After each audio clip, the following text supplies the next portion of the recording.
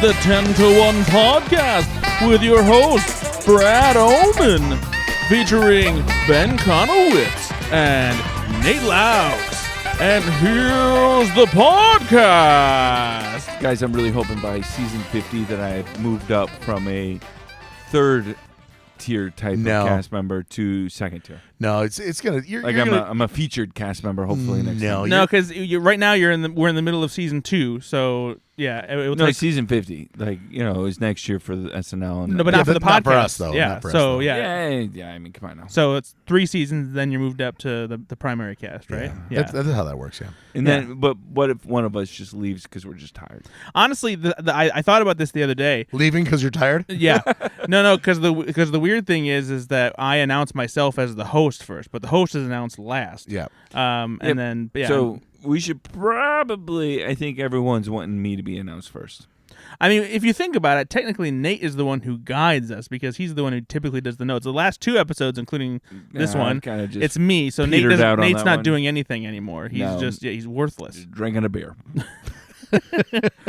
But we have come to the end of season 49 of Saturday Night Live. This is the last episode of the season, and the next season will be the milestone 50th season happening sometime this fall. And to close us out, we had Jake Gyllenhaal, star of the recent Roadhouse remake.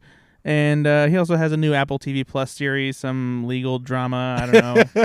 we talked about that a little off there. It's like, what is he plugging? It can't be Roadhouse 2 already, but I mean, Roadhouse 2 is happening now. Yeah, it is funny though because I didn't necessarily think about this, but I do wonder if they did ask some other people and they passed because either they're too busy with what's going on or because they do want to wait until the 50th season. There was part of that I'm like, I bet there is some. Yeah, a little truth their agents are like, nope, we're not doing. We're waiting until the 50th. Yep. Yeah. You've got this other big project coming up next year. We're going to wait. I do slightly agree with that, but at the same time, this is such a big deal to host. It really is. Of course. It's the one thing that you still can do that is, people watch the Super Bowl every year. People tune into live television events. And so SNL is one of those things where you don't pass unless you are truly an A-lister that SNL is begging you to do it, right? Yeah. Like if Tom Cruise for the first time ever is going to host, he's going to do it in season 50, not season 49. Gosh, that would be awesome. Right? No. Shut up, Nate. Nope. Or somehow Chris Evans takes a bunch of Xanax and he can do it. I'm okay with Chris Evans. I would love that. He will Chris never Evans, do it. He'll never do it. Has he ever hosted? No. He specifically he said has horrible anxiety. Yeah, he specifically said that he won't, and he hasn't bring himself to do it because it makes him very anxious. Yeah, Captain America can't handle it. And that's okay. You know what? That's okay. Saturday Night Live, no cap. Oh boy. Wow. So the kids are saying years ago. Can we talk a little bit about, because our other podcast, Go Flix Yourself, we've talked about Jake Gyllenhaal in detail. Do you guys love Jake Gyllenhaal still? Yes. I've never loved Jake Gyllenhaal. Yes. I think No, I think I love Jake Gyllenhaal. I think he's a very good actor. I like him and stuff. I think he's given some great performances, but he's not he's not an actor where like, oh fuck, Jake Gyllenhaal's in that. I gotta see it, bro. It sounded just like you. I look at a film, especially a thriller or an action film, and if he's in the cast, I'm definitely more likely to see it. No. Really? No. Really. Yeah, for me, he really does turn the page for me. No, not for me. Yeah. What's your favorite Gyllenhaal movie? Oh God, Source Code. Sorry, see that sounds like I'm shitting on it. Source Code's actually a pretty good movie. Prince of Persia: The Sands of Time. Bubble Boy. I do love me some Bubble Boy. City Slickers. Oh man, yeah, City Slickers. It's Brokeback Mountain, right? My favorite Gyllenhaal movie. October Sky. Nightcrawler. Prisoners. Yeah, Prisoners is pretty great. Although I'm not sure he's the best part of Prisoners. No, though. just like the best movie that he's in is that. I think in my opinion. I don't know. Ambulance. Ambulance is his performance there. Are is you fantastic. Serious? Ambulance? He is unhinged. We love Ambulance in this house. In this basement, in this podcast basement, we love Ambulance. What about Jarhead? I like Jarhead's fine. So Jarhead to me, and this is not our Go Flix Yourself podcast, but I will say, watching Jarhead, they were trying to capture the mundane of the war, and they did that. But making a movie about the boring parts of war is tough sometimes to watch. Even though it's a wonderfully shot movie and a well acted movie, not a lot going on there, so it's really hard to say man, Jarhead, my favorite movie. And plus, I actually think that Generation Kill ended up doing what Jarhead did a lot better, which is an HBO series. That's fair. I never saw that. It's very good. No, Jake Gyllenhaal, season 49, episode 20, to wrap things up. And you want to get right into it? Yeah, let's jump into it. This was hosted by Jake Gyllenhaal and musical guest Sabrina Carpenter. I don't know if you guys know this, but some of the internet was in a bit of a tizzy because of this. Do you guys know why? I don't know who that person is. She's very nice. So Sabrina Carpenter has recently been opening for Taylor Swift on the international leg of her Eras tour. Okay. And famously, Jake Gyllenhaal is the subject of Taylor Swift's All Too Well. Oh, my word. Yep. Who hasn't dated Taylor Swift? Me, unfortunately. I know, but the rest... I had a quick fling. Ben and I did. No, quick fling in 2017. Yeah. But that was her slumming it era. That just seems so silly. Yeah, actually, it was instead of eras, it was bears. I see what you did. Yeah, because I look like a gay bear. But I was familiar with Sabrina Carpenter before she ventured on her pop career because she was actually one of the co-stars of Girl Meets World, which was a Disney Channel series that was a spin-off. Brad does still watch all of the Disney series. But I specifically went on my way to watch Girl Meets World because it was a sequel series to Boy Meets World, and it brought back all of the original cast from Boy Meets World in adult roles. Topanga? Yeah, followed Ben Savage's daughter, she's very attractive. And Ben Savage's daughter's best friend was played by Sabrina Carpenter, and she was very funny. Now, though, her entire vibe is different, and she's like this sexy pop star and everything, so it's weird. Does she also act still or no? I don't think so. If she is, it's not. Well, she did tonight. She might have or been. Last night. She might have been in something like a couple years ago. She's not doing it nearly as often as she used to, though. I don't think. But she's very cute. Yes. So let's start off with the Summer of Trump, the cold open that we were all so excited and eagerly waiting to see. This is Donald Trump, played by James Austin Johnson, of course, and he holds a press conference, as he is one to do after every single court appearance, where he's outside of the Manhattan courthouse, and introduces some of his supporters who have been popping in to see how he's doing during a porn trial.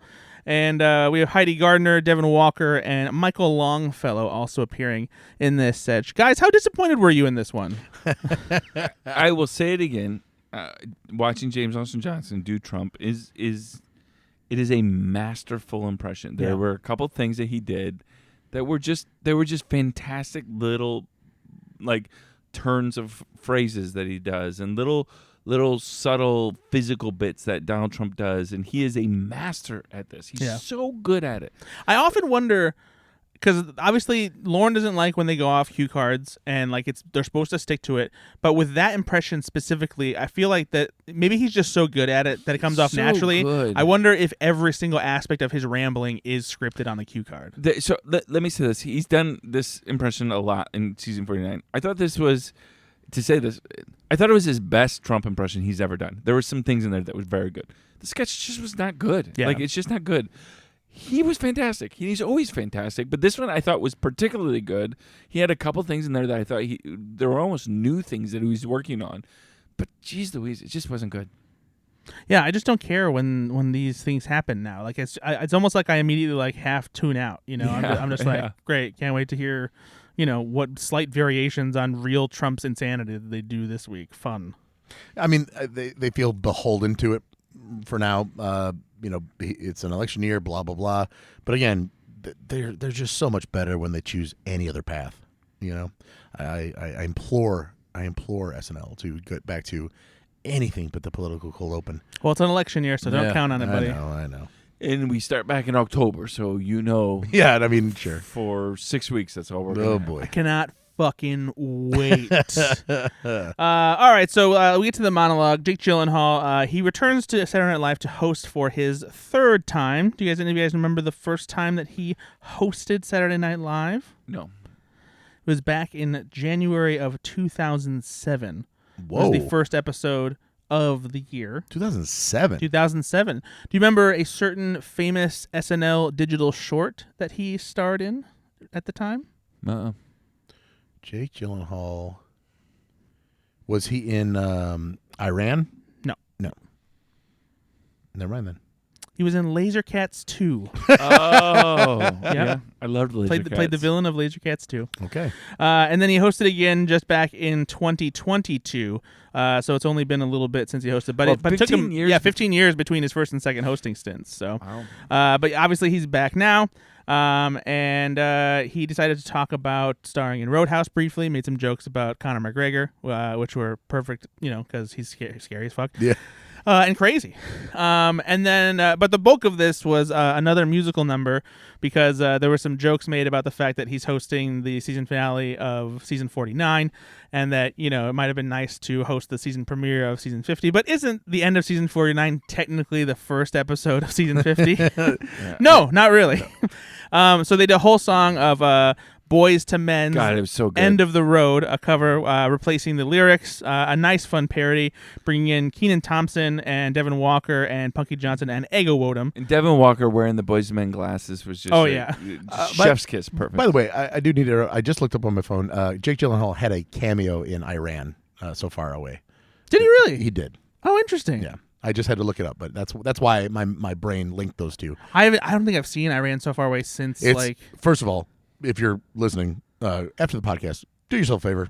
It's one of the best. I remember Adam Levine in it. Yeah, but Jake Gyllenhaal has a cameo as himself. Interesting. Yep. I'll have to go look at that. So there you go. All right. Well, there you go. So yeah. Sorry, monologue. How many times did you guys slow dance to this song when you were in middle school, high school? Oh, So middle many. school dances at the VFW. The VFW. How old are you? Where did you go to school? The 1960s, Yeah, 50s? I know. I went to school in a very rural area, Rolling Prairie, and so we had our middle school dances. For our international listeners, the town was called Rolling Prairie. Just put those two words together. Rolling Prairie. Named after rolling prairies that you can see in the north. And so yeah, we had dances at the VFW, and I danced to a lot of Boyz II Men songs and thought, this girl I'm gonna be with forever. This is the height of romance. End of the... Yes. And then great stuff. Another. So that's on the Boyz II Men 2 album, and it'd be like, I'll make love to you. And I'm like 12 or 13 dancing to this song with Ben's cousin, by the way. And he's singing it right into her ear. Oh yeah, it was just like, and what was the that? teachers just walked by. No.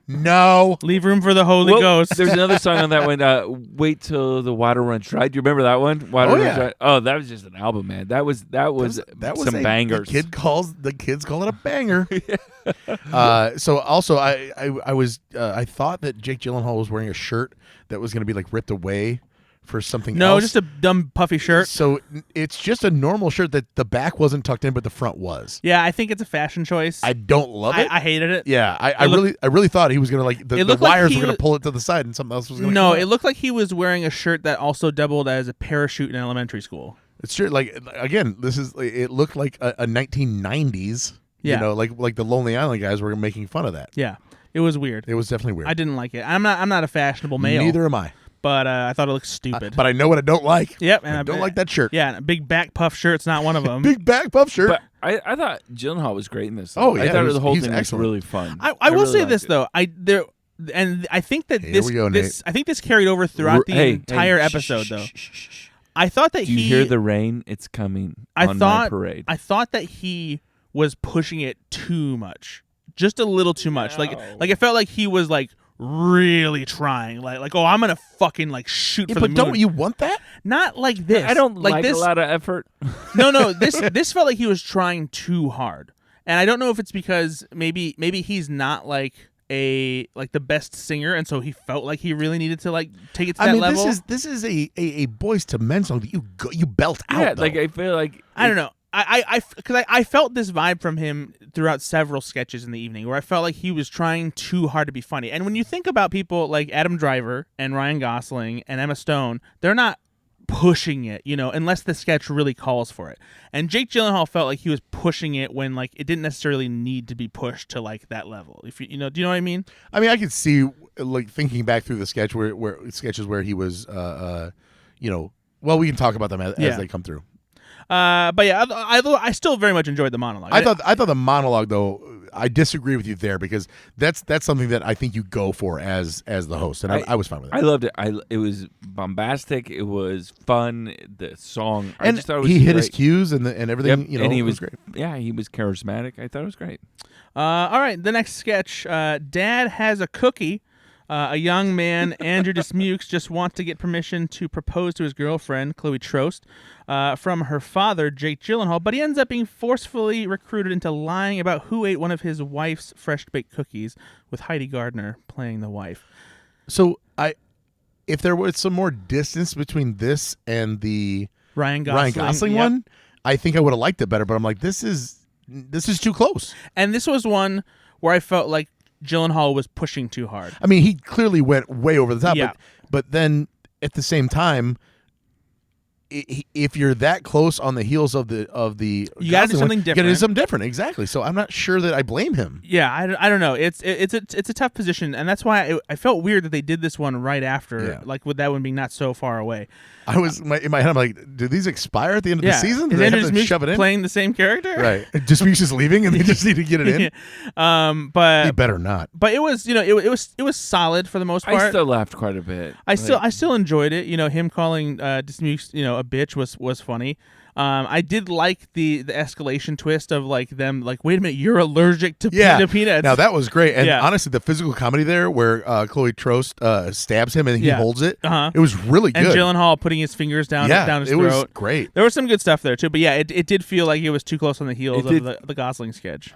I felt these types of sketches feel very Tim Robinson to me. Yeah, that's fair. Like they're just kind of there's a lot of insanity and silliness there. And but I thought Jake Gyllenhaal particularly was good in this. I thought it was. I didn't mind the over the top stuff because again, what do? The Ryan Gosling one was more heavy whisper. Like I need to get out of here, and it was still so Gyllenhaal just does it out loud. And sure, I mean that's what you do. Maybe, I don't know. I would have played it differently. I do want to point out, too, again, because we are recording this on Sunday, getting all of the details about who wrote what sketch is not necessarily as Brad's easy. not good at his job like Nate is. Especially because since this was the season finale, everybody was partying until 5 or 6 in the morning and was definitely hungover. So we're not getting a lot of those details. For our listeners, they don't publish who writes a sketch. The writers have to publish it, essentially. They have to put it on their Instagram. Typically not even on their Instagram like actual posts. It's in their Instagram stories. And so there's people online that cull it. We will look at it, like we try to find it as well. But like you said, oftentimes it doesn't come out until Monday. Indeed. The next sketch we have is a pre-recorded sketch, Scooby-Doo and the Mystery of the Shadow Phantom, written by Ryan Spears. I don't know if he's the sole writer, but he was definitely one of the writers. Things go off the rails as Fred, Daphne, Velma, Shaggy, and Scooby-Doo, played respectively by Jake Gyllenhaal, Sabrina Carpenter, Sarah Sherman, Mikey Day, and Andrew Dismukes, quickly solve another mystery, but accidentally take things a step too far when they reveal who the real villain is. James Austin Johnson also appears as Old Man Franklin, and Kenan Thompson appears as a cop. What did you guys think of this? So originally I thought it was pretty funny. I saw some backlash online about this being ripped off of something else. So can you speak to that, Brad? Yes. So there's this website called Nerdist. This is the website that was founded by Chris Hardwick back in the day, but now it's owned by like a corporation and everything. And they have a division that occasionally does sketches and like trailer remixes and stuff like that. And so there is an entire Scooby-Doo sketch that does, at least has basically the exact same premise of the first half of the Scooby-Doo sketch, where they solve a mystery, but then they really rip off the face, and that's the bit. It escalates from there because we get what essentially turns into a sequel to the Christmas Carol sketch, including the Apple tag at the end. And so it splits there, but like the premise is, it is exactly the same. So it's one of those things where this is such a common thought from a comedian standpoint. Exactly. What if you really ripped off the real face? I mean, I've thought of that. Yeah. Right. So do you blame SNL? No, because I mean, there's no guarantee that they saw that. I'm gonna guess Sarah Sherman had something to do with the sketch as well. Maybe, but I'm gonna guess. but it also skews so close to that Christmas Carol sketch with Steve Martin and Martin Short that it just feels kind of like SNL, like a typical thing. Like they've done sketches where like the surprise is something gory and stuff like that before. This is not also the first time this has happened. This happens actually quite often where, because there's so many sketches that happen online now, right? TikTok and YouTube, and there's sketches being done by anyone. Like lots of people make sketches. Yeah. And when something looks something similar to something online, a lot of people start questioning, did they steal it? But as Ben just said, just because the idea looks the same, even if it's actually quite the same, it does not mean that it was stolen because there's so many sketches. I give them, right? Especially when there's it's so something much online video content. Especially when it's something so rudimentary. Like the Scooby-Doo's been around since the 60s. How many people have thought that thought, right? Yeah. That's not necessarily original. Right. So when the Nerdist did it, I'm sure you could find something else in pop culture where a comic or something else where they did the same damn thing. And I don't think the Nerdist ripped them off either. Right. Yeah. When it's something that is very unique and not part of the pop culture zeitgeist in the first place, and then it gets ripped off, that's obviously a lot harder to say, okay, did they really come up with the same thing? But I do give them a pass here because, I mean, who hasn't had that thought, right? Yeah. Mm-hmm. I don't disagree. I thought that the CGI animation for Scooby-Doo was particularly impressive, considering how fast they get something like this done. That together, I thought so too. Especially since this was obviously not a sketch that they could have sat on because it has Gyllenhaal and Sabrina Carpenter in it. So, what was not as impressive is I feel like they should have gotten someone who is better at doing a Scooby-Doo impression because the voice of Scooby sucked. Sorry, Andrew Dismukes, but it was not your best work. Now, do they do that because they need to use somebody in the cast? Probably. I mean, I can't because otherwise you have to find somebody else and pay them. Probably, That's fair. But I don't know about you guys, but did this sketch unlock anything new inside your brain as far as I don't know, certain fetishes or anything like that? You want to?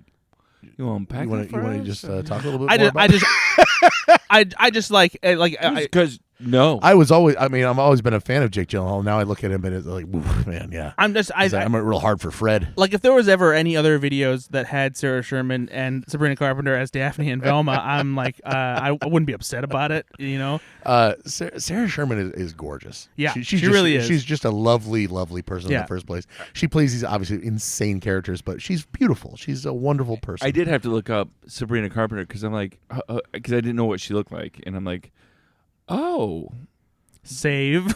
Yeah, she's of course a very nice looking young lady. Yeah. How kind of you, Ben? What isn't she like 15? Like it just seems like she's so young. No, I'm pretty sure she's like in her mid-20s. Yeah, they're tiny little babies. I mean, Nate's looking it up so he can feel all right. To be so he can sleep I at feel night. a little bit like a creep right now. Like to sleep at night tonight. Please tell me she's 32. She is 25. Okay, that's literally mid-20s. Not as bad. Okay. All right, the next sketch, Beautiful Girls. In this parody of the Stephen Sondheim musical Follies, I bet you didn't know that. I did not. A couple, Heidi Gardner and Kenan Thompson, go to see Billy Harper, played by Jake Gyllenhaal, and his beautiful girls, Ego Wodum, Shara Sherman, and Chloe Fineman. But this time, he also has a parade of beautiful boys, played by Bowen Yang, Andrew Dismukes, James Austin Johnson, Marcelo Hernandez, Michael Longfellow, and Devin Walker, with Chloe Trost appearing as a waitress selling cigarettes. Just something you miss these days. What did you guys think about Beautiful Boys? I thought it was hilarious. I didn't see it coming. Yeah, that's why I liked it so much. Is because when I was like, oh, this is going to be a pretty rote premise that I've seen 1,000 times. But nope, didn't see that coming at all. I thought it was hilarious. I loved it. Yeah. I initially did not know that this was a parody of Follies until I saw something online about it. Told us. But it's if you don't know that, you don't miss anything because it feels like.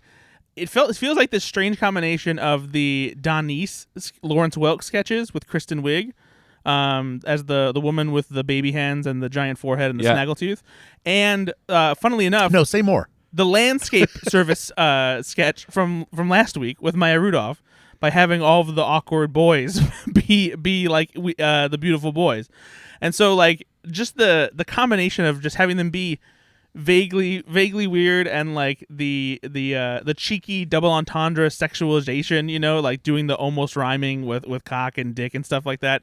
Yeah, it was just really funny. It was funny. It was just funny. And also the performance, that this was the one where Gyllenhaal was like, okay, this is great. This is like where you need it.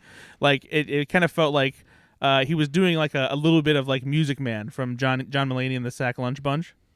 Yeah, he was this. So right off the bat, I was like, oh, they're gonna have him sing it again. Yeah. There's a very musical episode for a Gyllenhaaliac like myself to enjoy. Gyllenhaalic, we've established this. I like Gyllenhaaliac. Good for you, because that's what I like. But you like adding syllables that aren't necessary to your words? yeah, sometimes I do. Okay, what's wrong with that? Fucking idiot. How dare you? No, you're right though. This was very measured. Yes. He was great performance. Yeah, I like this one a lot. Yep. There we go. What's next? Beautiful girls and beautiful boys. Yeah. What's next? We liked it. The next bit from Saturday Night Live. This one was mystifying to me. Bike trail. A cyclist, played by Jake Gyllenhaal, interrupts a couple, Mikey Day and Chloe Fineman, having a serious conversation about their future. Bowen Yang pops in to piggyback on Gyllenhaal's back. What was this? What the fuck was this? This is one of the worst sketches I have seen in recent memory. I agree. This It was sketch awful. It was bombed so hard that you could hear the electronic whirring of the mechanism on which Jake Gyllenhaal's bike sat.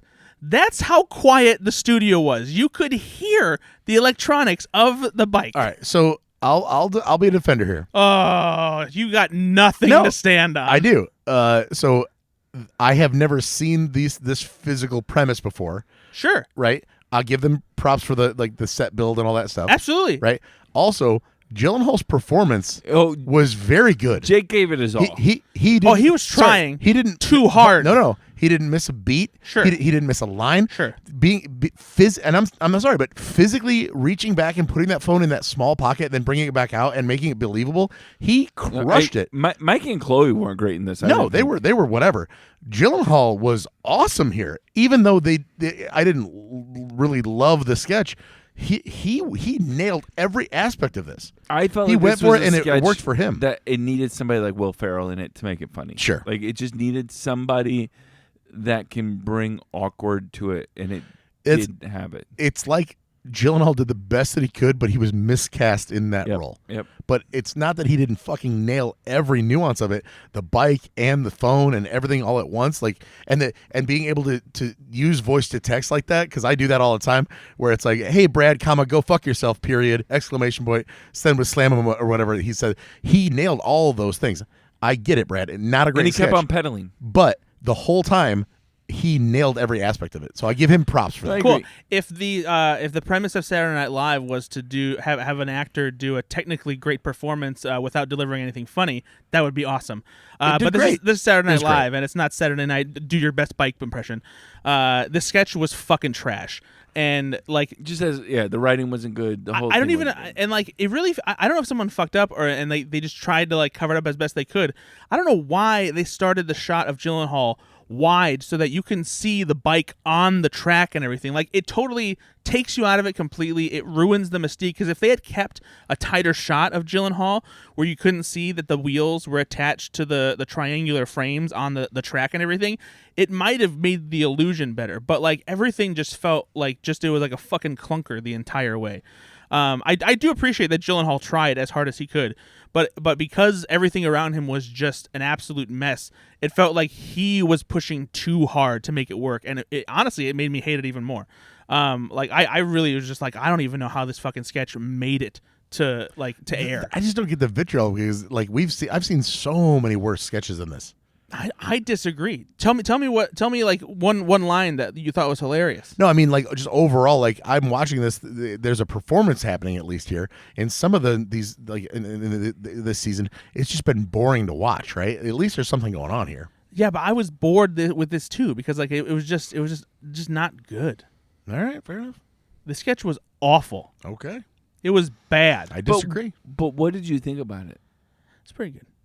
Yeah, not bad at all. The next sketch, this is a pre-recorded sketch, fast fashion ad, and this is for a company called Shimu, And this is a commercial parody that spoofs the imported shady online retailers Temu and Shein, with Jake Gyllenhaal, Ego Wodum, Chloe Fineman, and Marcelo Hernandez appearing as models who are increasingly concerned about the quality of what they're wearing that clearly comes from Chinese sweatshops. What did you guys think about this sketch? I thought it was very, very funny. Don't worry about it. It sounds like you're defending the Chinese factories. Don't worry about it. It's fine. It's fine. Everything's fine. It was very funny. Let's move on. normal, It's a normal thing. It's normal number of working hours. Normal to find. No lead. No, you find notes in your pockets all the time. Have you guys ever ordered anything from Temu? No. I have not. I'm too scared. My kids have. And they regret it? No, but it's all cheap crap Yeah. that somebody died producing. Jesus. This is exactly what it is, right? No, This it is really how you is. get cheap crap. And fast fashion is a thing, and it's growing. Like, people want cheaper stuff because of inflation, but the cost of cheaper stuff is that somebody Cost of lives. All right, so let me tell had you. to create it. And so this was tell you a quick story. Hold on. Ben's going to defend sweatshops. They don't work hard enough. So as the owner of an arcade, Oh, right? Here we go. We have redemption products that we have to put out there for the kids. And we have to get them from Temu. So you have the ability to buy. You're looking for a certain cost per item, obviously. You don't want it to have to cost the kids 1,000 tickets for a slide whistle, right? So, but slide whistles but are if, awesome. if you go Yeah, see, on, that's what I'm talking even about. if you go on Amazon, though, like for example, I looked at whoopee cushions, and we tried to find some that were good. Then you look at Nate's on track with the sounds tonight. you look at the reviews, right? And Give me it's another product. hilarious to me that some of these people take the time, obviously, to review this. I'm glad they do, but because I'm like, oh, that's a pretty good price on these. And you just see the review, and it's like, didn't even sound like a real fart. Only lasted once, then split at the seam. Still didn't sound like fart. And it's all caps. So some grandfather, like, I thought would be good for my rowdy grandchildren to sit on multiple times for laughter. Played prank on grandma, got beaten. Pretty 0 much. stars. But then the ones that are more expensive that have the great ratings, like, shoot, I can't really afford those. And then enter Temu. And? No, we didn't do it. Oh.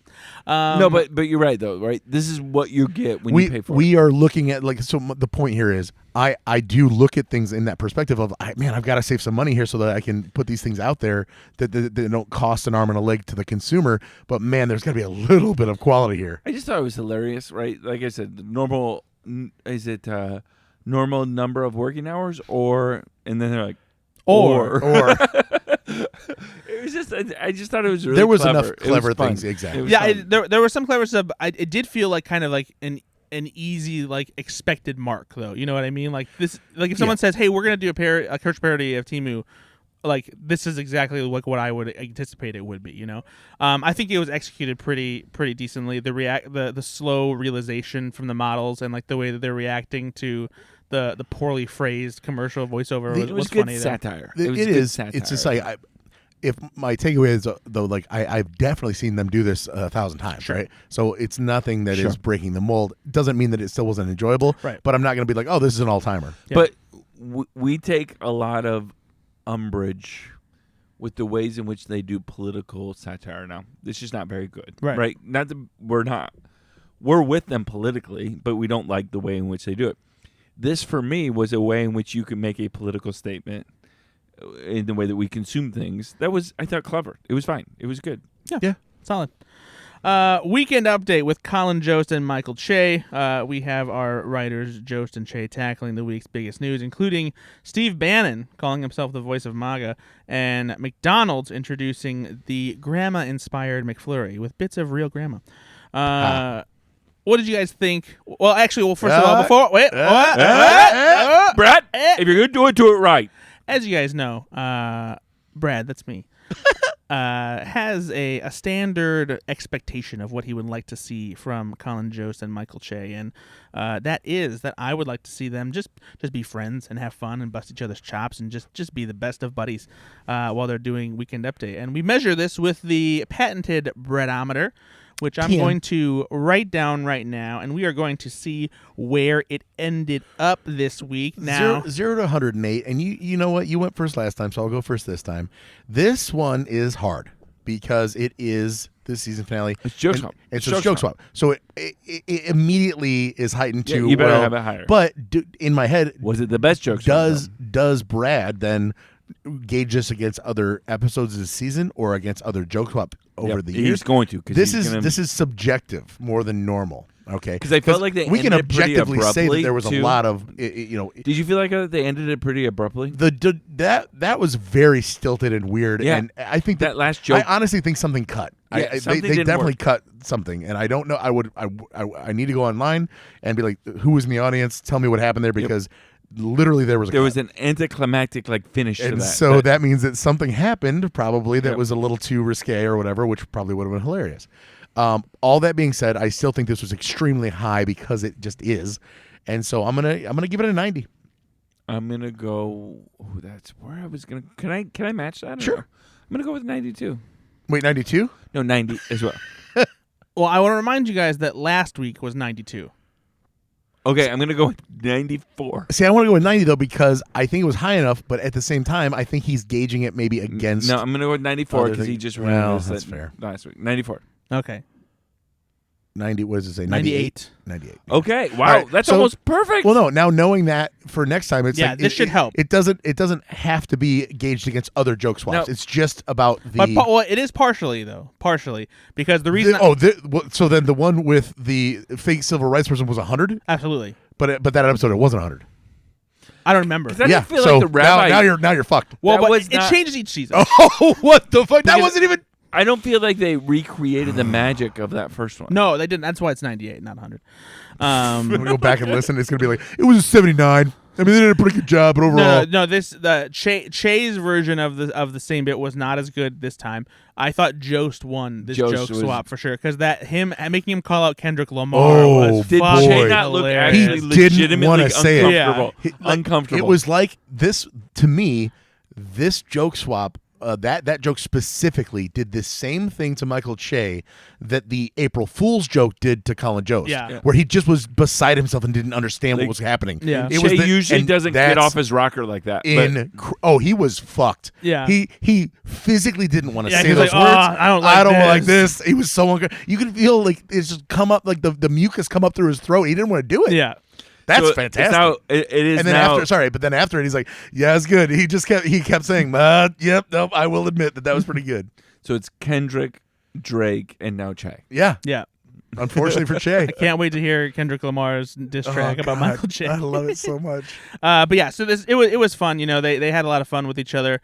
Joke swap just never misses. You know, by now it can't. Yeah, right. There's varying degrees of quality, but like joke swap I'm always gonna love. Yeah, joke I swap. saw somebody on Reddit be like, "It's time to retire joke swap," and that person never. You go to hell. Off. You go to hell. Yeah, like I mean, you can criticize Che and Jost all you want. Some people don't like them. That's fine. How but do you not like? But I just don't get joke it. swap always works. Yeah. You know. And so yeah, this is their 10th season. You know, they wrapped it up. And So the reason it works is not just because it's a joke swap. The reason it works is because they're not that good of actors. So this actually does impact them, and they do hurt. Like it's hard for them. Real embarrassment. It's real embarrassment, and you can't fake that. And they're not good enough actors to pull that off. That's why it works. Yeah. If that ever went away and it was just like, oh, here's some jokes and whatever, we would see that immediately. Yeah. But it's been 10 years and it hasn't. There were some other really good jokes in this weekend update too. I liked the one about Prince Charles and a harsh red background.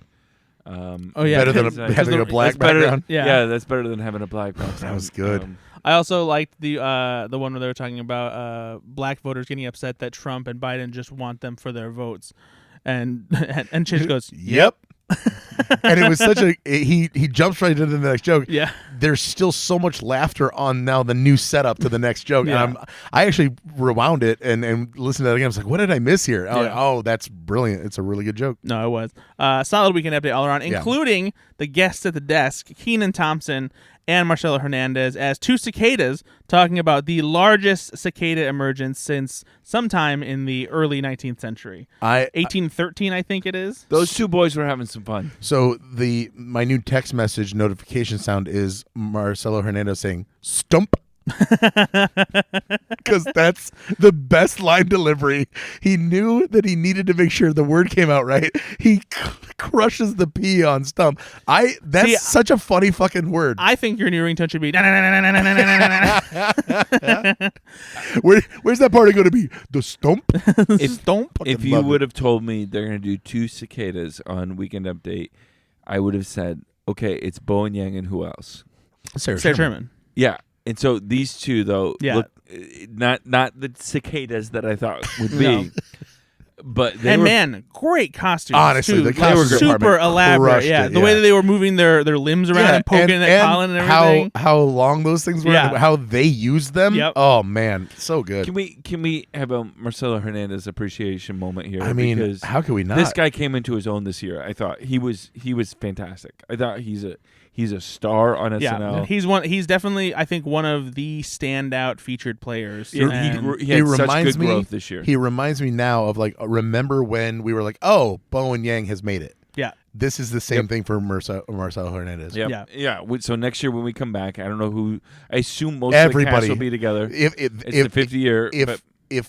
If anything, it will be Lauren having to make decisions. Be like, you're done. You're done. Yep. Because they're all going to want to stay for one more year. How could you not? No, and that's the thing. So as of now, it sounds like nobody's leaving. Do you think that they'll hire anybody in? Like writers, sure, but do you think that they'll have to? They could not add to that.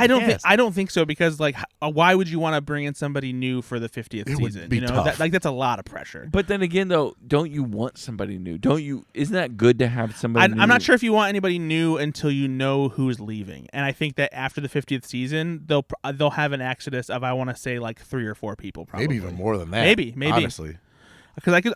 Well, and we'll talk about this at the end of the episode. Actually, good news though for Ben. Heidi Gardner has announced she's back. Oh yeah, no, I'm good. Well, of course she's back for season 50. I mean, why would she leave before season 50? I just wanted to give him the news. Yeah, why can't I have a good time? You'd have to be insane. Why not just let him enjoy that moment? But what if Devin Walker was like, I'm out. Almost every time they did the Marcelo Hernandez almost broke. Yeah. He had to catch his breath in his mouth. And that's fun. And if you notice why, it's because of Keenan. Yeah. Keenan is the master at this shit, just these little nudges and little nuances, and he was so good. Yeah. He's got great energy for this. Oh. Yeah. It was good stuff. And as a fun little aside, this was Kenan Thompson's 1700th sketch. Good on Saturday Night Live. Lord. 1700. There are not even that many cicadas coming. Insane. Good for him. 1700. I will be sad the day Kenan Thompson isn't on SNL. Well, he'll die, and then he won't be able to be on the show anymore because he wants to do it. No, he'll get buried in Studio 8H. Yeah. And they should make his ghost statue will for appear him because I love him so much. And at the wake, they're going to serve Mungo Fungo.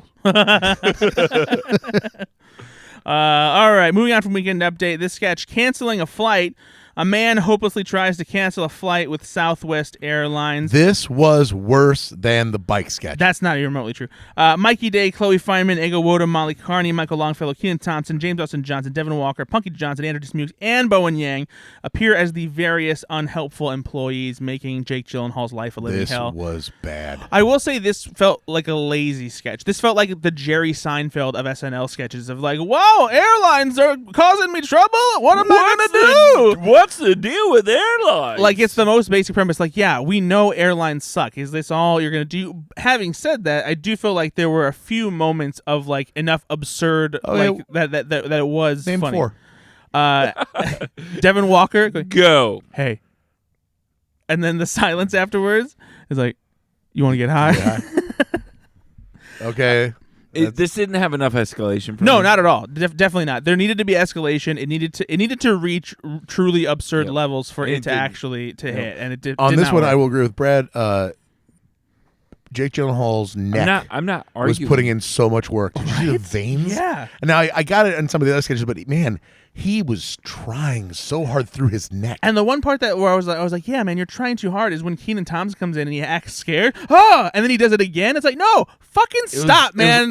We get it. This is the time I'm agreeing with you. That was way too much. Yeah, it was too much. Yeah, this sketch was not particularly good. It was not worse than Bike Trail by any means. They were both bad sketches, though. Yeah, this is just a boring, a more boring setup. And it was had a couple more laughs for me than the other one, but this was not. But it was very safe. It was very easy. Yep. This, like you said, this was a stand-up bit that got turned into a sketch. Yeah, 100%. NYPD press conference. This one's written by Mike DeCenzo, Jake Nordwin, and Josh Patton.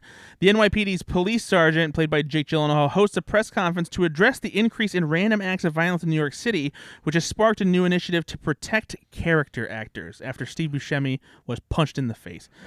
Heidi Gardner, Andrew Dismukes, and Molly Carnia also appear, and John Hamm makes yet another cameo on Saturday Night Live. That guy puts in the work. He does. I love this. I love this. So when this started, I was like, oh, okay, so something happened in New York that I'm not familiar with. Did you not know about the Buscemi thing? No. So I knew about the Buscemi thing. I didn't realize that's what they were going to do. Right at the beginning. Yeah. I just thought right away, I was like, oh, what local New York thing are they going to do a joke about? And it is local New York, but they turned it into a universal bit about character actors, which was hilarious. And Gyllenhaal was great. Oh, and like the character actors thing was just so the funny. Commentary on character acting and like this, if you star in a series, yes, we've all done letters, you might be a character actor. Go Fix Yourself again. Go Fix Yourself Pod.com.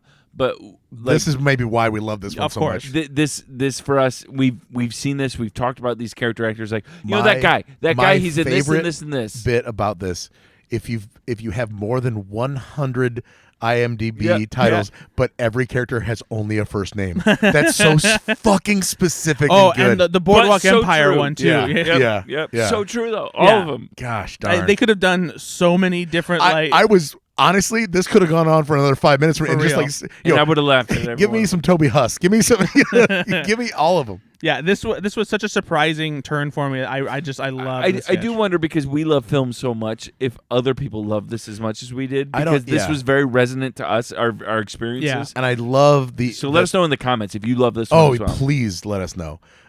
Because then it becomes about the reporters turning on each other about Paul Giamatti, which is incredible. Like, I know he's not Brad Pitt. Like, that's so good. And I think his name is Ted. Stephen Tobolowsky. It's right there. Yeah, I've said the same thing. I'm like, is it like Ted? It's in or front Bill of you or something. Yeah. Although, did you notice that Jake Gyllenhaal said his name wrong twice? Yeah. Tolobowski. He's a good actor. He is, yeah. Stephen Tobolowsky. Ned is a good actor. Ryerson. Needle Nose Ned the head. NYPD press conference. Really well. Yeah, very, and probably just because it's us. Maybe.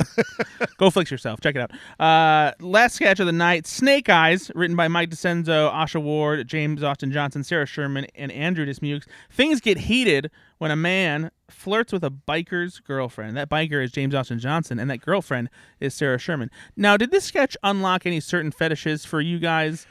I think you're just horny. Sarah Sherman was having a night. Okay? And I was having a night right along with her. Sarah Sherman is a beautiful person. How long is it? And she's hilarious. Since you've seen Fiancé Brittany. You haven't seen your fiancé in quite a while. So Sarah Sherman wearing fishnets. That also sounds like a slam on Sarah Sherman. It's not. She's beautiful. And a see-through shirt. Yeah, no, she's lovely. But old Snake Eyes comes walking in. I thought this was really funny, actually. I thought it was okay. I didn't love it. I think what I liked that was funny to me the entire time was James Austin Johnson's voice. Oh, yeah. It was just hilarious. Yeah. It was a slightly more high-pitched, eccentric version of Zach Galifianakis's Seth Galifianakis character, his effeminate Southern brother. Yep. But the way he, as soon as he walked in, I was like, that's just a hilarious voice. The escalation from the bit itself the timing felt a little bit off, and it didn't work as well. I also, I get it that Gyllenhaal's character is supposed to be the same. I don't know. There was just something about nobody in the sketch was a straight person. Yeah, I agree. That, was just like, what is going on here? Yeah, and so that was left to us as the audience, and it just didn't work for me as much. Sarah Sherman was kind of the straight person in a way, but yeah, I felt I need a Mikey Day character on the bar stool. Yeah, is nobody else watching these? This is weird. Because while I did like the idea that that Jake Gyllenhaal is suddenly just like into the exact same kind of like battle of like looking and causing damage. It did feel like it needed some kind of grounding. Yeah. Props to Bowen Yang though in this as well for his like shaking and dropping drinks. It keeps getting like. Did you see the last thing he dropped? It was a full-on fucking pineapple. Yeah. Like I loved that. I don't care. That was great. No, this felt like a true 10-to-1 sketch. Yeah, no, this was silly and over the top, and I respected it more than I laughed at it, but a little bit messy. Yeah. But I still liked it. Yeah. I still liked it a pretty decent amount. So that was it for the evening. that was all of it. That was all of it. What do you think of the episode? I think overall the episode so. Yeah, it wasn't the best outing of the year for sure. It's not like it ended on a complete dud though. There was enough to laugh at Yeah, here. It was fine. Yeah. It was, I think, Better than 50%, but only slightly. Was it better than Maya Rudolph's episode? I mean, Maya Rudolph saved that episode. Yeah, like she was so so fun to good. watch. I can't say that it was. I think this episode was worse. Only because it's the same episode, but you've got a less talented host. No, let me say this. But I think the highs. There were better written sketches in this one. There were Yes. some really good sketches. I think the in this highs in the sketches of this episode are higher than the highs of the last episode. But Maya Rudolph is definitely a better host. one. Maya I Rudolph still think the wasn't episode given a ton overall, of good though, sketches. I think Maya Rudolph's episode was better Maybe overall. her monologue was fantastic. Yeah. it was one of the best of the year. She's just great. Of course she is. I'm giving my MVP to Dismukes this week. Dismukes. Okay, why? The physical comedy in the peanut butter allergy sketch was great, and then the fact that he had to have Jake Gyllenhaal's fingers down his mouth, his reactions were just awesome. Mm-hmm. And he was also in the little boys thing or whatever. Beautiful boys. Beautiful. Sorry, so sorry. Beautiful boys. And then what was he in right at the end there? What was the other sketch that I loved him? He was in Snake Eyes. Oh yeah, he was in Snake Eyes. He's a Yeah, bartender in yeah. Snake Eyes. Yep. What about Sarah Sherman? I mean, she's fantastic as always. I think this one was tough for me, and I do think Disney deserves it. I think Marcelo Hernandez might deserve it too. I mean, the cicadas. Just one. He was only in the one. No, thing, he though. was in. He was in. He had a key moment in Beautiful Boys. Okay. Two things. Dipshit. Two things. But Nate, who's your MVP? Yeah, I had no choice here because I had no, and I'm actually have to looking through all the sketches. I'm like, He forgot, Brad. He forgot. Yeah, he No, doesn't- no. I he doesn't know sometimes how the don't think. podcast works. I just can't think of anything, and I then just parrot whatever you guys say. I think. But just Mukes is probably the best choice. But I'm with Brad though. This is a really hard one. There wasn't for me anybody. Probably that the had a rabbi. Fantastic. No, the rabbi didn't. Can I think give it that was to a real rabbi, Brad? No. What is your best sketch of the night? Nate. I really liked Beautiful Girls. I thought it was. It's called Beautiful Boys. He will It's correct you. actually He called will- Beautiful Girls. He will But correct you every time. Beautiful Girls was Is it really great. called Beautiful Girls? It is. Oh, it is called Beautiful Girls. Wow, Yeah, Brad. sorry. Wow. Yeah. Nate's the one I'll who usually hosts. accept an apology, but yeah, that's fine. I'm sorry, you're a Um, piece of shit. I really liked that sketch. I thought it was fantastic. Yeah, Beautiful Girls was very funny. That was my favorite too. It was. I almost. It also took a lot to pull off. Like there was a lot of performance. There Yeah. was a lot of music. It was a really. I well think I done. would have given it to Scooby Doo if I hadn't found out that there was so much in common with that other sketch. It kind of took away a little bit does from it. a little bit of shine. But I still Yeah. thought Scooby Doo still was I agree. pretty well done.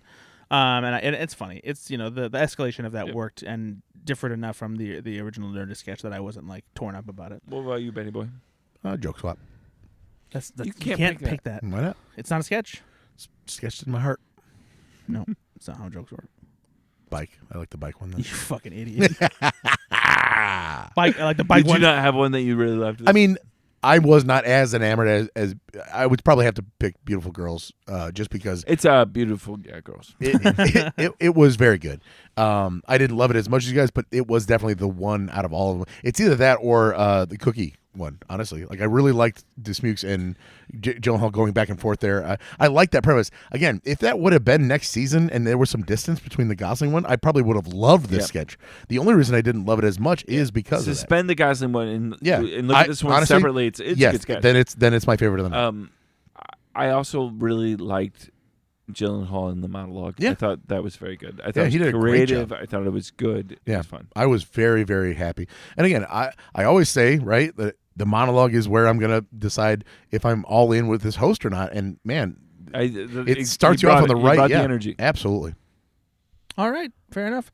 That's the end of season 49, folks. Now, season 50 is going to be a big deal, as we talked about at the beginning of this episode. There's going to be a lot of guest stars. They already have a primetime special planned for February 16th, which is a Sunday, not a Saturday, because that's how primetime specials work. And that's, if it's anything like the 40th anniversary special, it's going to be off the reservation. Amazing. I can't even imagine what they're the going to 40th anniversary is like one of my favorite SNL things ever. Yeah, like it's just great. They pulled out all the stops. That's so many cool guest stars. Did so many fun things. And because it's so important to the legacy of the show, nobody says no to that, right? Yeah, exactly. And, Bill Murray's going to be there, Yeah. right? Gosh darn, I just can't wait to see. And what so they much do. has happened since the 40 year too, because like you have Eddie Murphy's hosted since then, Adam Sandler's hosted since then. Like these big things. So like it's not as difficult to get them Rob to come Schneider back got again. crazier. So yeah, Here's hoping for a Victoria Jackson cameo. we can only hope. So I'm excited to see what happens. As of now, Deadline Hollywood has said that Marcelo Hernandez, Molly Carney, Michael Longfellow, and Devin Walker are likely to be promoted to regular cast members next season. So that's probably going to happen. It doesn't seem like anybody's leaving, and the talk for a couple years now has been that Lorne Michaels has like actively tried to keep as many people around as he can until season 50, so that everyone can be there, and then go from there. And then he's like, "Well, Tina Fey, it's up to you now. I'm out." No, and so that's the thing is like there have been rumblings. Is he done after season 50? Yeah, there have been rumblings that Lorne Michaels does want to retire after season 50, but nothing official has been said. The names that have been thrown around as like possible replacements are people like Seth Meyers, Tina Fey, Adam Sandler has even. Seth Meyers, I think, just signed a new. I mean, obviously it's NBC, get out of it, but he just signed a new contract, and I thought when he did that it was an indication that it's not going to be him. That's already kind of. I mean, I would think that Tina Fey has the best shot at it. Because she also knows, Tina Fey's not doing a ton right now. But she knows the ins and outs of SNL. That's what I'm saying. Like, she's waiting she was for it. on Weekend Update. Yeah. But she's run shows before. Yeah. I mean, she's the best pedigree. No, I think I agree with you, and but again, like Nate says too, nothing is official, and even Seth Meyers himself said, he said, quote, "I think this is a false narrative that Lorne is going anywhere. I think it's made sense for Lorne, who's got a flair for the dramatic, to say, I think I'll be done at 50. It's not like Lorne's got something else he wants to do more than this." So, which I actually see that as well, right? Yeah. Like I can see him saying, "I'm not done." He's going to be 80 this year, but he still seems pretty sprightly. yeah, every time I could see him doing it literally until he dies. I could see him being like, it's time for somebody else to take over. But I don't know. It's we have a whole year, to get through a whole season of television. But would somebody like Tina Fey come in and be like, you can be a co-showrunner with Lorne Michaels? I don't know. Would Lorne Michaels like stick around in like a consultation capacity? Would he still be a consulting producer, or would he just say, Tina Fey, the show is yours now? And if when that happens, I'm going to keep my office for another couple Right. seasons. I'll be in there if you need me. Because I would really like for Bill Murray to stop by and say hi, and I want to be here when he well, does. I want to make sure Paul Simon has a place to hang out when he comes by the studio. Danny and I go way back, and I just want to make sure he's got a home. But I don't know. I could easily see Tina Fey taking over, and I feel like we're reaching a point too that after season 50, regardless of what happens and how things go, you've reached a point where you have so many cast members, and you're going to have some kind of like shift of people leaving and stuff like that there's probably going to need to be an overhaul of some type. It's going to be a thing where we have a couple years of rebuilding, of figuring out what the cast is like without certain people. I could see somebody like Heidi Gardner leaving after season 50. I can see. There's a lot of people I could see. Yeah, I could see Bowen Yang leaving. I mean, he's starting to get more movie roles all the time. He's going to be in Wicked this summer even. So I feel like there's plenty of people who could easily leave the show. But they have a strong enough cast that like it'll be fine, I think the biggest thing that would change is after 50, if Che and Jost go, that's a true signaling of it's a turnover of a new era. And I think that's SNL. pretty likely too, honestly, because I feel like every time that I look at my life looking at SNL, it's who was behind the Weekend Update desk, and I kind of take those as eras. Yeah. So if they leave and like somebody like Ego and Heidi leave at the same time, Bowen leaves. I mean, Keenan's still going to be there, of course. Yeah. But you've got a smaller cast, which isn't necessarily a bad thing. Yeah. They've ballooned into this 22-person cast or whatever. I mean, remember the ready and the not ready for primetime players were what, 7? Mm-hmm. 7 people? Yeah. I mean, it's okay to get back down to like 10, For 11, sure. 12 people. Then you could do a lot more. And I kind of hope that maybe if they're gonna make a shift, they try a couple years of a smaller cast. Who would you like to see take over the Weekend Update desk? That's a great question, man. Because I'm not sure that there's anybody there that currently fits the vibe of like what you typically expect from Weekend Update. The closest I can think, and the experience isn't there yet, is like if they tried out Michael Longfellow and had him do, basically like a Norm Macdonald dry kind of shtick. Yeah. But otherwise, I'm not sure if there's anybody else who really fits the bill. Yeah, that's a very interesting point. Because I don't think that Chloe Fineman is just too much of an impressionist. James Austin Johnson could do it. That's a good point. He would be pretty good. But you wouldn't want to lose him from the sketches, I don't think, because I could see James Austin Johnson and Michael Longfellow doing it together, maybe. Yeah. It's it's almost like you don't want to lose certain people to, like, I would love to see a lot more of Marcelo Hernandez, but that would mean that I would lose him on these sketches, right, or as a bits on the Weekend Update desk. Yeah. No, thank you. Yeah, exactly. Yeah, that's tough. No, so I wonder if they would bring in somebody next year that they think would be good for that role, as a new cast Have they member. ever hired somebody with the intention of like making them Weekend Update anchor right away? Because that feels like it's something that you eventually earn. Yeah, and here's another thing too is, Colin Jost, was he a cast member or was he a writer? Writer. Yeah, so I thought, but wasn't he was a featured cast member before? I don't believe that so. though, wasn't he? I really don't believe so. So the thing that I think that Weekend Update, Michael Che, what about him? No, I believe they were both just writers. Yeah. I'm pretty sure Che was on. Well, if Jost wasn't, I'm pretty sure Che was. Well, make me a liar. Player. I think that the biggest transition that we've seen in the last 20 years on the Weekend Update desk, when Norm Macdonald got fired and then Colin Quinn had to step in, Colin Quinn was not ever going to be a permanent fixture behind the Weekend Update desk. That's just somebody who kind of had to fill the role. And I don't, if somebody quit unexpectedly, like for some reason they didn't have anybody for season 50, Michael Longfellow would be the guy that I'm like, well, at least there's a guy that, kind of fits the bill. What about Seth Meyers? Was he just a writer? No, Seth Meyers was definitely a cast member. Jost was not a cast member. He was a writing supervisor from 2009 to 2012, co-head writer from 2012 to 2015, regained it in 2017 until 2022, and he's not head writer anymore. And then it was following the 2012-2013 season was when Lorne Michaels asked him to step up in place of Seth Meyers, and Seth Meyers was leaving for Late Night and Seth Meyers. Tina Fey was just a writer. Yep. She wasn't a cast member? Nope, she was a writer. Interesting. So could it be that the next Weekend Update host is Could a just writer? be a writer. Of course it could be. Yeah. But Tina Fey was in sketches before she was at the Weekend Update Only desk. but as writers are oftentimes. Conan O'Brien was too, Brad. No, that's true. That's what I'm saying. Like, actually, that happens fairly often where they need a background actor. It happens a lot less these days because there's 27,000 people in the cast. But back in the day, you saw a lot more writers, especially in monologues and when they were in the studio asking questions. Yep.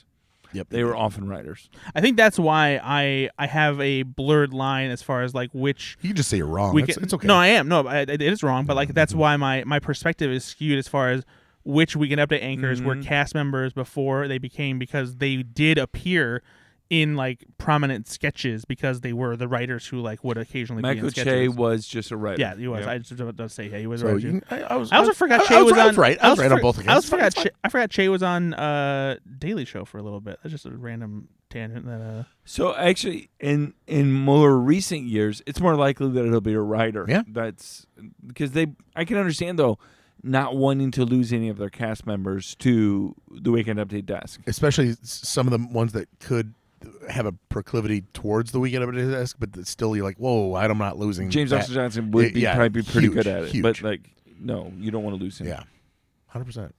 Well, we'll see what happens when season 50 rolls around. Until then, Stuart saves his family. Yeah, should we do an episode of like retrospective of the year?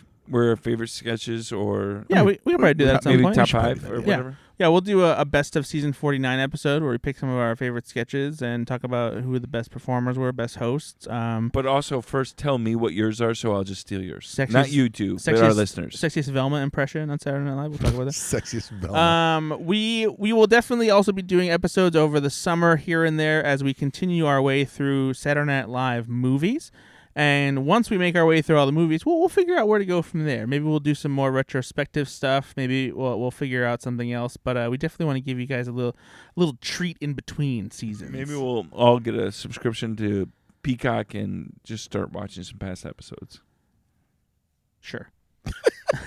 Maybe not. But yeah, that's it for this episode and for this season of Saturday Night Live. We did it, guys. Season 49. We made it all the way through. In the books. Who you hoping hosts next year, Brad? Tom Cruise, Leonardo DiCaprio. Nate, who would you like to see host next year? Justin Timberlake. I want to see Chris Hemsworth come back. Yeah, I would love. I would Really love want that. to see him come back. Yeah, I want to see Bill Hader as well. Timberlake's going to be on tour. I'd love to see him come back. That'd be great. It would be great. Cecily Strong. I would Yeah. love to see Vanessa Bayer, please. Just please. Yeah, Just one time. I'd be happy with all of that. Yeah. That's it again for this episode. Season 49 SNL in the books. We are finished with this season of the 10 to 1 podcast. Rate now. us. Rate us. Go to our website, the10to1.com, and rate our podcast. Please give us some stars. All 5, if you please. And thumbs up and high fives. And if you like what you hear, maybe go check out Go Flix Yourself if you want to hear us talk about movies and just have some general pop culture shenanigans. We like to throw that around. And in the meantime, be good to yourself. Be good to others.